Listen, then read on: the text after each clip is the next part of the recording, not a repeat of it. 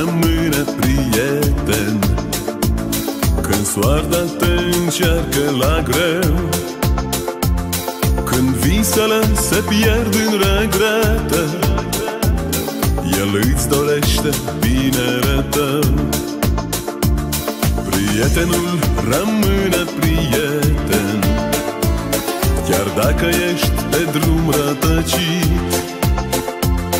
El te ascultă, el te înțelege și nu lovește în spate nici când.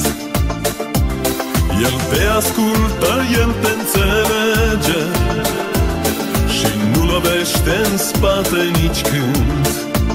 Mi-e dor de voi, prieteni buni, mi-e dor de voi, mi-e dor de casă și străbuni. Mi-e tare dor o viață dacă aș mai avea pe acest pământ. Eu dragostea o voi cânta și dorul sfânt. Mi-e dor de voi, prieteni buni, mi-e dor de voi, mi-e dor de casă și străbuni.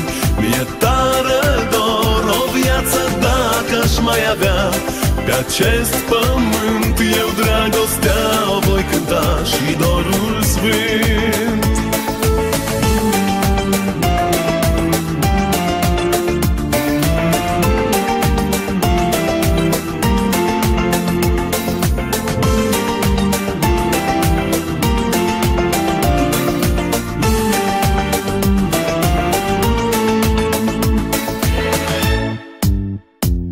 Prietenul știe tăcerea cuvântului ce nu l-ai rostit. El jumătate-ți ia din durere, iar bucurie îți dă înzecit. Prietenul rămâne prieten când inima îți cântă de dor, când dragostea îți scrie cuplete. Prietenul nu stă în calea lor, când dragostea îți scrie cuplete. Prietenul nu stă în calea lor. Mi-e dor de voi, prieteni buni, mi-e dor de voi, mi-e dor de casă și străbuni.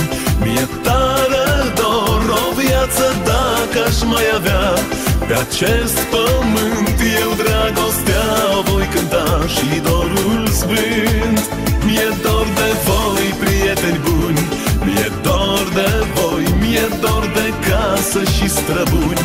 Mi-e tare dor o viață dacă aș mai avea pe acest pământ. Eu dragostea o voi cânta și dorul sfânt.